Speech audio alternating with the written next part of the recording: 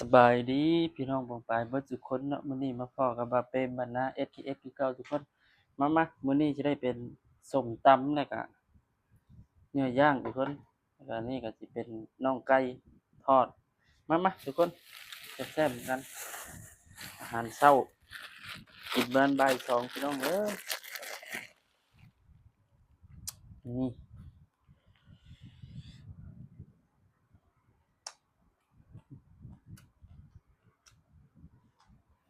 อือ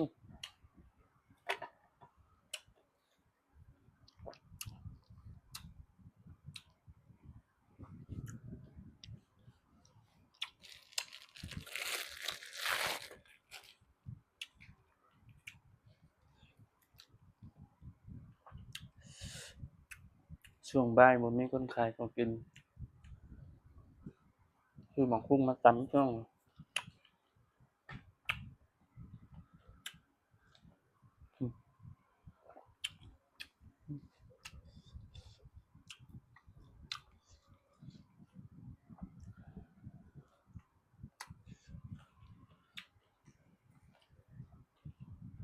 อือฮึ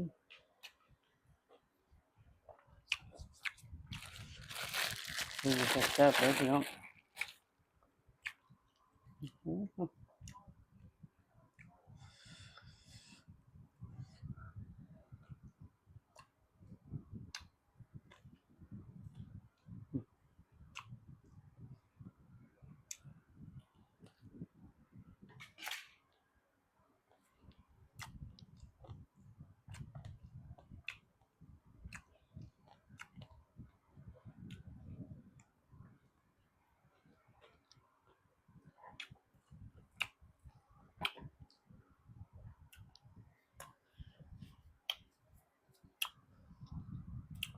น่องไก่ก็เป็น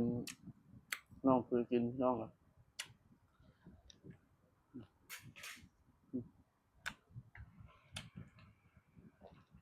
น่องน้อย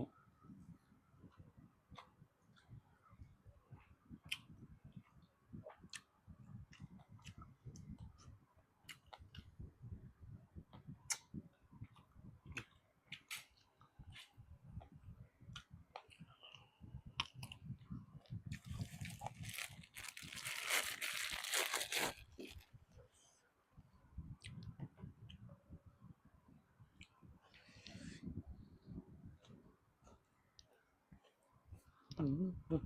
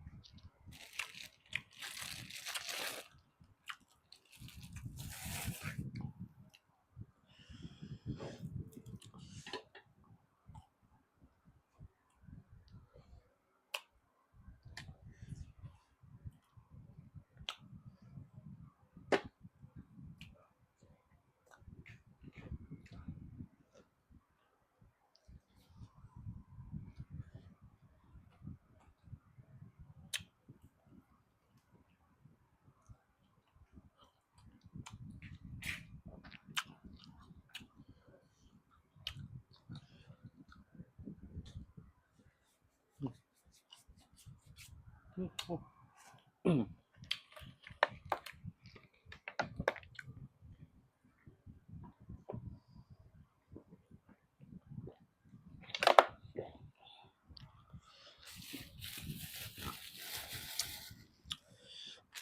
่ได้กินข้าวแต่คืนนี้พู้นพี่น้องเอ้ยเช้ามาแล้วอยากข้าวแรงบาดประมาณนี้แหละ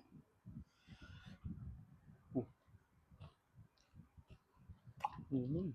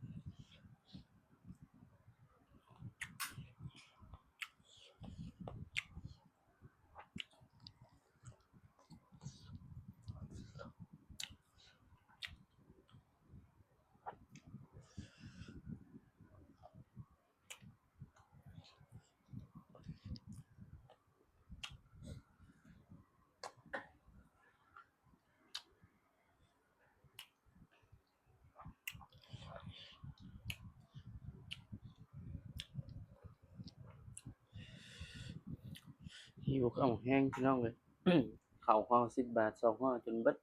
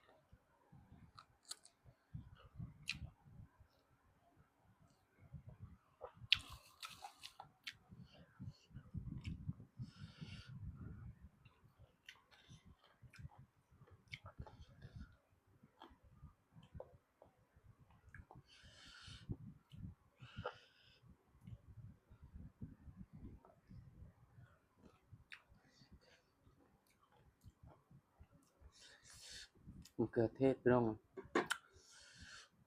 มากินสุดเลยมะเขือเทศ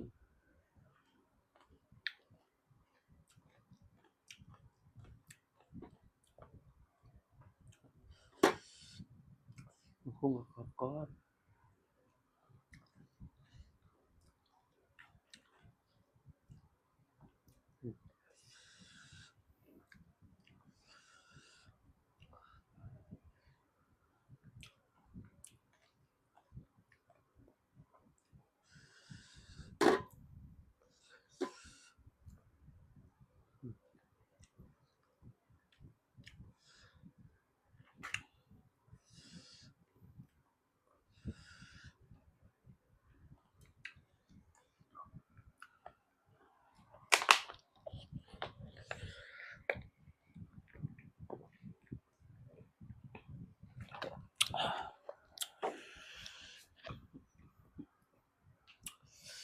ทุกคนเบิดเป็นที่เรียบร้อยแล้วทุกคน